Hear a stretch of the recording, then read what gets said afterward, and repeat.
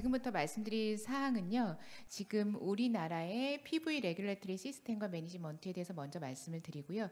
그 다음에 저희가 WLA 방금 굉장히 자세하게 잘 말씀을 주셨는데 그 비질런스 부분에서 저희가 이제 적합하고 이제 잘 평가가 됐습니다. 그 경험을 공유하여 다른 이제 지정받으시거나 참고하시는데 도움이 되길 바랍니다. 먼저 우리나라의 PV 레귤레터리 시스템과 매니지먼트 사항에 대해서 말씀드리겠습니다. 네. 식약처에서는 약물 감시 파트를 지금 현재 두 군데에서 같이 하고 있는데요. 위에서 그 시각 매우 작죠. 위에서 보는 거는 저희 식약처가 식약처의 본부에서 하고 있는 사항, 의약품 안전평가과와 바이오 의약품 품질관리과 이렇게 있습니다. 그리고 주로 하는 역할은 저희는 행정적으로 그 약물 감시 법령을 담당하고 있고요. 제도를 담당하고 있고 이런 그 사후 감시나 이런 것들을 담당하고 있습니다. 그에 비해서 식품의약품안전평가원에서는 그 세부적인 리뷰에 대한 사항을 담당하고 있고요. 그래서 지금 보시면 그 약물에 대한 그 RMP 평가에 대한 사항도 담당하고 있고 사후에 대해서 그 약물 리스크에 대한 것도 담당을 하고 있고요. 그다음에 또 그 어떤 이슈가 발생을 했었을 때 안전성에 대한 이슈가 발생했었을 때 같이 협업하여 과학적으로 검토하는 곳이 식품의약품안전평가원입니다. 이게 뭔가 이제 쭉 굉장히 장황하게 써놨는데 간단하게 저희 우리나라의 법령 체계입니다. 가장 위에는 약사법이 있고요. 그 밑에는 약사법 시행령이 있고요. 대통령령이 있고요. 그 다음에 약사법 시행 규칙이라는 것인데 그거는 보건복지부 소관의 사항이 주로 적혀져 있고 주로 의약품의 유통이나 관리에 대한 사항이 들어가 있습니다. 그에 비해 식약처가 담당하는 것은 의약품의 허가나 제조업체의 이렇게 관리에 대한 사항이 같이 들어가 있고요. 그거는 의약품 등 안전에 관한 규칙, 총리령으로 들어가 있고 맨 말단에는 각각의 법령에서 정하고 있는 세부 절차를 정하고 있는 고시가 있습니다. 그거는 식약처 고시라고 합니다. 그에 대한 사항을 지금 트리로 만들어 놓았고 각각에 해당하는 규정을 옆에다 쭉 써놨는데요. 요거는 그냥 참고하시고 뒤에 상세적인 지금 저희 우리나라에서 운영하고 있는 차제에 대해서 간단히 설명드리겠습니다. 지금 이거는 제가 잘 안 보여서 약사법령에서 가장 기본적으로 시판호 안전관리 기준이 갖고 있는 법령입니다. 약사법 제68조의 3에 대해서 지금 되고 있고요. 그 의약 품목 허가권자, 의약품 제조업자, 의약품 수입자의 경우 그 의약품 시판 중인 의약품에 대한 시판 후 안전관리를 실시하여야 한다라는 대전제를 갖고 있고요. 그 전제에 따라서 시판 후 안전관리를 어떤 방식으로 할 것인가에 대한 사항들을 구체적으로 아래 그 정하고 있습니다. 간단히 말하면 내가 팔고 있는 의약품에 대해서 당연히 그 발생하는 안전성 정보나 위에 대한 부분이나 이런 것들을 다 수집해야 될 책임은 업체에 있는 거고요. 그리고 의료기관이나 이런 것도 보고해야 될 책임이 있는 거고요. 그리고 그걸 평가하는 것도 업체에 있고 그리고 이제 RMP라고 해서 위해성 관리를 세워서 이 의약품에 대해서 향후 관리하는 것까지 총체적인 관리를 같이 의무를 지정하고 있습니다. 네. 이거는 이제 동일한 얘기가 되어 있는데요. 그러면은 지금 아까 말씀드린 것 같은 경우는 의약품 이상 사례, 이상 반응, 부작용에 대한 사항을 주로 말씀을 드린 거라면 그 밑에 지금 보여 있는 것은요. 그런 업체뿐만 아니라 의사, 약사 또는 이제 의약품을 판매하는 도매상 또 이런 것까지 판매업자까지 전부 다 의약품 시판 후 안전관리에 대한 의무를 하고 있는 겁니다. 그래서 이제 그 의약품에 대해 중대한 약물 사례에 대한 사항은 저희가 정해놓고 있고요. 그래서 중대한 약물 사례에 대한 사항은 15일 내에 의약품 그 식약처나 의약품안전관리원에 보고하도록 되어 있습니다. 네, 이게 저희 우리나라에서 이루어지는 진짜 총체적으로 한 판에 이제 볼 수 있는데 너무 글씨가 작죠. 이제 조금 간단히 말씀을 드리겠습니다. 저 위에 지금 되어 있는 요걸로 볼까요? 네, 저 위에 있는 게 저희 식약처고요. 식약처에서는 시판 후 안전관리에 대한 정책을 세우고 규정을 세우고 거기에 대해서 관리를 총체적인 책임을 갖고 있습니다. 그래서 저희 산하기관에 키즈라고 하는 한국의약품안전관리원을 산하기관을 만들어 놨고요. 이 산하기관에서 하는 업무에는 여러 가지가 있습니다. 그중에 가장 주요한 업무 중에 하나는 발생하는 이상 사례에 대해서 보고를 받는 주체입니다. 그럼 여기는 그 모든 데이터를 종합하여 평가하고 우리 규제기관에다가 허가사항을 변경한다거나 시그널 정보를 개발하여 저희한테 알려줍니다. 그럼 저희는 식약처는 그것에 대해 과학적 검토를 통해서 실질적으로 행정조치가 들어갈 수 있는데요. 그래서 만약에 안전성 서한을 만든다든지 안전성 속보를 배포한다든지 허가사항을 변경한다든지 심각한 문제가 있다면 회수까지 그런 행정조치를 하고 있습니다. 우리 그 식약처에서 하고 있는 건 사실은 약물 감시는 크게 두 가지 체계가 있는데 하나는 자발적 체계와 하나는 그 계획적 체계입니다. 자발적 체계는 시판 후에 그 약물 시판 후 약물에 대한 그 소비자가 사용하면서 의사가 사용하면서 사용 단계에서 발생하는 이상 사례를 접수하여 평가하고 그것을 그 허가 사항이나 이제 조치하는 거라면은요. 계획적 사례는 거는 품목이 허가될 때서부터 이 약물에 대한 리스크 분석을 하고 정말로 필요한 추가적 약물에 대해서 어떤 약물 감시를 통해서 안전성에 대한 조치를 할 것인가. 대표적인 예로 이제 RMP라고 하는 그 플랜을 세워서 하는 게 있고요. 예전에는 이제 재심사라는 트랙으로 4년이나 6년을 정해놓고 시판 후 조사를 했고 시판 후 조사에 따라 허가사항을 변경한다거나 이런 것들이 됐습니다. 그런데 이제 올해 2월부터죠. 저희는 이제 재심사는 폐지했고요. 모두 다 약물 RMP라고 하는 위해성 관리 계획을 허가단에서부터 설정을 하고 허가하면서 그 단계에 따라 그 조치를 실시하고요. 기한은 약물의 특성에 따라서 하고 있고 꼭 시판 후 조사, 약물 성적, 사용 성적 조사뿐만 아니라 RWD 등 다양한 방법에 대한 방식을 열어놓았습니다. 이게 저희가 하고 있는 이제 주된 내용이고요. 그 외에도 여기서 저희는 국제적으로 많은 기관과 협력을 하고 있습니다. 지금 여기서 오늘 이슈 중에 하나인 WLA 같이 WHO나 뭐 ICH 가이드를 받아서 저희 규정과 국제조화도 시키고 있고요. WHO 비즐라이즈랑 또 협력을 해서 우리나라에서 보고되는 모든 부작용에 대한 사항은 정제하여 WHO에 또 보고가 됩니다. 그래서 연간 지금 현재 25만 건에서 26만 건의 이상 사례가 보고가 같이 공유되고 있고요. 이거는 지금 WHO 비즐라이즈에서 얘기하는 것 정도의 한 전 국가적으로 한 2등 정도 이제 많은 부작용이 보고되고 있는 상황이긴 합니다. 근데 이제 우리나라의 과제 중에서 이제 부작용이 많이 보고되고 그 사례가 많이 접수되는 건 굉장히 좋은데 데이터의 퀄리티를 좀 더 높일 수 있는 방법에 대해서 꾸준히 고민하고 있습니다. 그렇게 하고 있고 이제 저쪽에 네. 그리고 우리나라에서 가장 자랑하고 있는 부분 중에 하나가 요겁니다. 요게 뭐냐면 지역의약품 안전센터입니다. 그러니까 우리나라의 지역마다 대표적인 의료기관을 선정해서 이제 약물 감시에 약물이라는 건 이상 사례가 또는 부작용이 접수가 되면 이 작용이 이 반응이 정말로 의약품과 인과성이 있는 것인가 의약품으로 인한 것인가에 판단하는 것은 굉장히 어렵습니다. 그래서 이제 전문가의 영역으로 들어가고요. 그래서 이렇게 28개의 지역의약품 센터를 메인으로 세워놓고 다른 의료기관과 협력을 맺게 하여 이 지역의약품 센터가 다른 기관에서 요청할 경우 인과관계 평가나 이런 것들에 도움을 주고 있고 지금 현재 아까 말씀드린 26만 건의 보고가 되고 있는 것 중 70% 정도가 사실은 지역의약품 센터가 보고하고 있는 부분입니다. 이런 부분이 차지하고 있고요. 그 다음에 저게 볼까요? 네. 잠시만요. 이제 관계되고 있는 관계부처에 대한 사항을 조금 워딩을 넣어놨습니다. 이거는 이제 저희뿐만 아니라 질병청이나 이런 데에서 이제 유관기관에서도 같이 협력하고 있는 부분입니다.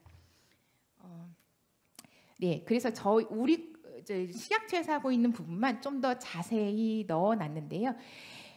아까 지금 말씀드린 부분은 국내에 대한 부분만 말씀을 드렸고요. 이제 국외에서 들어오는 안전성 정보도 있습니다. 아까 제가 말씀드린 우리가 하고 있어요라고 말씀드린 부분은 주로 국내 안전성 정보에 대한 상을 말씀을 드렸고요.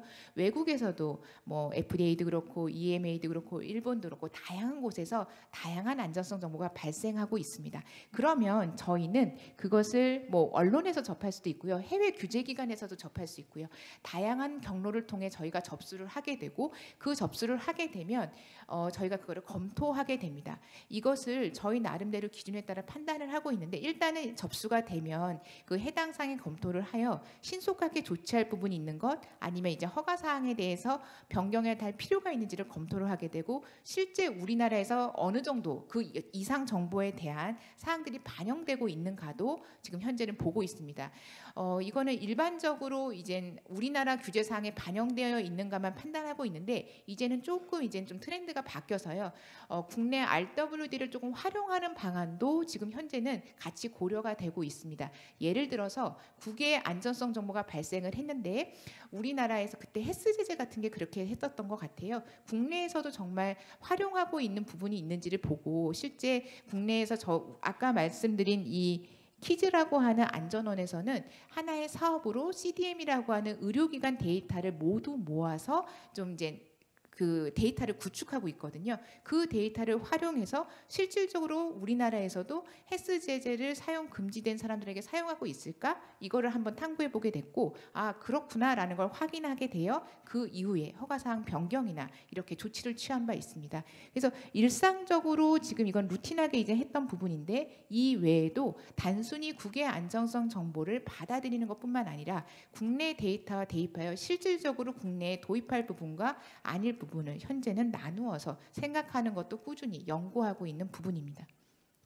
네, 이거는 아까 일반적인 이제 저희 하는 거고요. 지금 제가 설명드렸기 때문에 의약품 안전 평가과에서 하는 이상 사례나 이상 반응에 대한 부분을 주로 말씀드렸고 그 외에도 시판후 안전 관리는 다양한 측면에서 이루어지고 있습니다.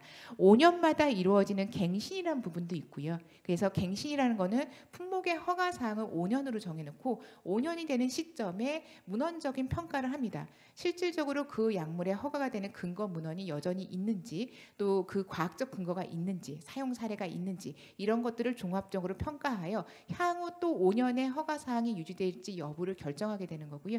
이런 것들은 갱신으로 되어 있는 거고 아까 말씀드린 대로 RMP대로 시판 후에 쭉 유해성 관리 계획에 따라 이것들을 검토하고 있고요. 그다음에 PSUR인 것은 정기적인 의약품 사용 성적에 대한 보고잖아요. 그래서 어떤 이상 사례가 발고 어떤 정보가 발생되어 있는지를 초기에는 6개월에 한 번씩 받고 있다가 2년이 지나면 연간 한 번씩 받고 있는 상황입니다.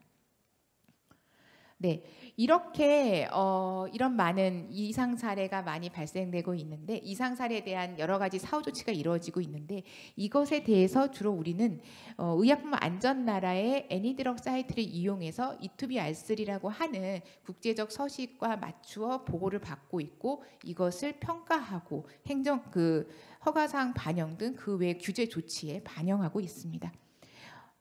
그다음에 네, 이거는 저희 안전성 서한이 지금 게시되어 있는 걸 말씀을 드리는 거고요. 국외 안전성 정보든 국내 안전성 정보든 어떠한 안전성 정보에 따라 어떠하게 그 사용자들에게 의료진에게 알려야 할 사항이 있다면 안전성 서한을 배포하고 있는데 안전성 서한에 대한 사항도 저희 홈페이지에서 지금 배포되고 있습니다. 네. 간단하게 지금 저희 규제 상황에 대해서 말씀을 드렸고요. 이제는 많이 궁금하실 예, 저희 WLA에 대해서 GBT 아까 말씀드린 GBT 비질레인스의 그 평가는 어떻게 이루어졌고 현장 평가는 어떻게 이루어졌고 이것에 대해서 저희 경험을 공유하도록 하겠습니다. 네. 이건 우선 결과서부터 말씀을 드리면 저희가 이제 최종 평가한 결과 비질런스에 대한 부분은 다 만족했다. 예, 이렇게 평가를 받았습니다. 의약품도 만족했고 백신 분야도 만족했고 이렇게 만족을 했다라고 네. 비질런스에 대한 거는 만족을 하는 평가를 받았고요. 또 특히 감시 현장 방문 결과 대한민국의 감시 기능이 잘 확립되어 있는 것으로 나타났다. 관련 활동은 높은 성과 수준에서 수행되었다. 그래서 WLA 지정을 위한 모든 관련 VL, PE 인디케이터 및 툴이 모두 충족되었다. 이렇게 이제 좋은 평가를 받았습니다. 그동안 이제 사실은 파마코비질런스 약물 감시에 대해서 안전원과 굉장히 다양하게 연구를 하고 있었고, 그다음에 이제 그 유관기관과도 좀 긴밀한 협조를 꽤 오랫동안 해오고 있었기 때문에 이런 면이 좀 긍정적인 평가를 받지 않았나라는 생각이 들고요. 그러면 그동안 우리는 어떻게 준비했고 어떤 점이 미흡하다고 생각했으며 현장 평가에서는 무슨 일이 있었고 무엇을 보완했는지 이런 것에 대해서 간단히 말씀드리겠습니다. 네, 이거는 이미 아까 그 전 연자께서 말씀을 주셨고요. 비질런스 같은 경우에는 인디케이터들이 이렇게 조금 있습니다. 그래서 이거는 지금 PE 분야에서요. PE 분야에서 무엇을 만족해야 하느냐에 대한 사항입니다. 죄송합니다. PE 분야에서는 먼저 규제에 대한 사항이 만족이 돼야 합니다. 아까 말씀드린 바와 같이 규제적으로 모든 게 잘 성립이 되었느냐 이런 거 먼저 보고 있고요. 그 다음에 두 번째는 인적 구성이 제대로 되어 있느냐 이런 것도 확인을 하고 인적 구성이 제대로 되어 있느냐 이것도 확인을 하고 있고요. 그 다음에 거기에 대해서 사람들이 그 어떠한 규제 관계에 대해서 그 안전성 정보에 대해서 어떻게 평가를 하고 있느냐 이런 것도 같이 얘기가 되어 있습니다. 잠시만요. 제가 하나 해놓은 게 있는데. 네. 그래서 그 부분이 이렇게 있고요. 그래서 잠시만요. 여기서 보시면 이제 규제 기관에 대한 부분, 그 다음에 이제 거버넌스에 대한 조직의 부분, 인력에 대한 부분, 실질적으로 비질런스, 약물 감시에 대해서 액티비티를 어떻게 하고 있는 것, 그 다음에 그것을 사후 평가를, 그러니까 실제 한 행동에 대해서 평가를 어떻게 하고 있는 부분, 그 행동에 대한 투명성, 실질적으로 거기서 하고 있는 그 연관성이랄지, 그 다음에 커뮤니케이션, 소통에 대한 사항은 어떻게 되고 있는지 인디케이터가 평가를 하고 있는 사항입니다. 네, 그 중에 비질런스 같은 경우에는요, 아까 말씀드린 GBT에 대한 레벨 차이가 조금 있었는데요. 지금 ML4에 대한 인디케이터는 4개가 있었고요. 그 다음에 P, 가장 중요한 여기에 16개가 있었고, 새로운 P2는 1개가 있었습니다. 이거는 백신과 감시 시스템에 대한 사항들이었습니다. 네, 그 다음에 이게 P 인디케이터에 대해서 실질적으로 PVL 01, 02, 03, 04 여기에 대해서 저희가 실질적으로 얼마가 평가가 됐었고 여기서 이제 얘기가 되고 있었는데요. 잠시만요. 네, 여기에 대한 부분을 저희가 평가를 받았고 이거에 대해서 검토가 있었습니다. 네, 이제 현장 평가가 언제 이루어졌고 거기서 무엇이 됐는지에 대해서 간단히 말씀을 드리겠습니다. 현장 평가는 지금 아까 말씀드린 의약품과 백신의 약물 감시 분야에서 WHO 평가단이 저희의 아까 말한 PE 수행 능력 평가가 실시된 거고요. 그래서 약물 감시와 관련된 국가나 지방 의료기관의 관리 상황을 평가를 받게 됐습니다. WHO에서는 헤드쿼터에서 이제 총 4분이 오셔서 헤드쿼터나 그다음 와프로 지역에 대한 부분, 전문가 부분이 같이 왔고요.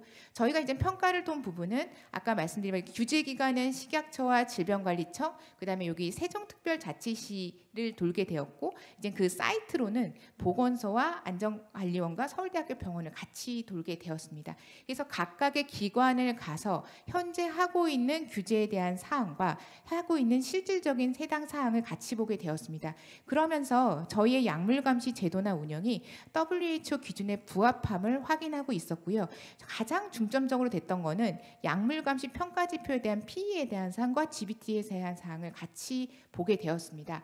아까 지금 제가 여기 앞단에서 말씀드린 여기 부분 중에서 피해 평가 지수는 여기 맨 위에 보면 3년간 접수된 뭐 ADR 보고 건수도 있을 거고요. 그다음에 국가감시센터에서 보고된 연차별 보고 비율도 있을 거고, 거기에 따라서 우리가 규제 조치가 무엇을 라벨 수정이나 뭐가 이루어졌는지도 있을 거고, 그러면은 이제 그 위해성 관리 계획이나 이래서 갖고 있는 의약품의 비율, 각각 등록된 정기적인 안정성 보고가 보고된 비율, 그다음에 평가받은 것들, 이런 게 되게 다양한 역량들이 들어가 있었습니다.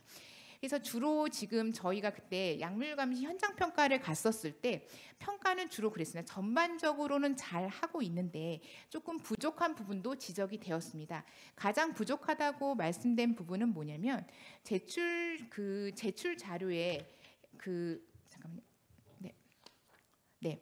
WHO 평가단은 잘 수행하고 있었지만 개선을 권고한 부분이 있었는데 제약 업계에 대한 우수 약물 감시 기준에 따른 현장 실사를 좀 더 강화했으면 좋겠다라는 표현이 있었고요.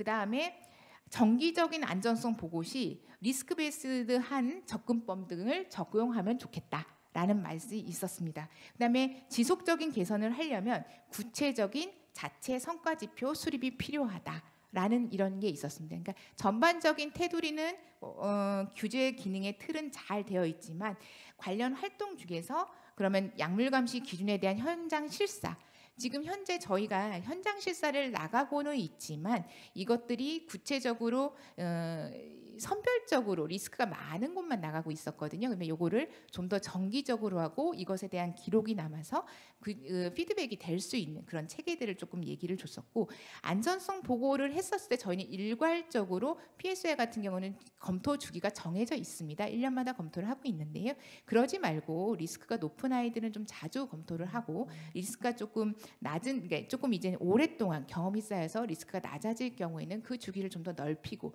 이게 좀 이제 플렉서블한 검토 대신 안전성에 대해서 하는 것들을 얘기가 됐었고요. 그러면은 이렇게 계속 할 때 WHO에서 그때 평가를 할 때 가장 중요하다고 얘기한 것들이 이런 거였습니다. 개선을 하고 있으면 실질적으로 얼만큼 퍼포먼스가 완결되었는지에 대한 성과 지표에 대한 평가가 필요하다. 수행을 했고 수행하는 것에서 마무리되는 게 아니라 그것에 대해 한 번 더 평가하고 스스로 이제 자기 점검을 하는 시간이 필요하다는 말씀이 조금 있었습니다. 그래서 이런 결과에 따라서 현재 우리나라에서는 개선을 했습니다. 개선을 한 게 주로 어떻게 됐냐면요. 약물 감시 분야에서 적절하게 이행할 수 있도록, 지금 사실 제도가 없는 건 아니거든요. 제도가 없는 건 아니지만 이걸 구체적으로 나간다.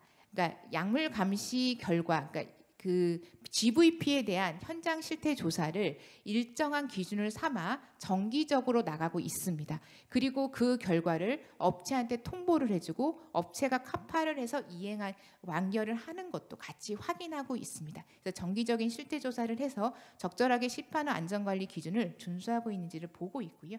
그다음에 두 번째는 위해성 기반 평가했을 때 RMP나 갱신으로 안전성 정보를 받아서 지금 현재 검토하고 있거든요. 그래서 신뢰성이 필요할 경우는 현장 조사에 대한 부분을 하고 있다라는 말씀을 좀 드렸고요.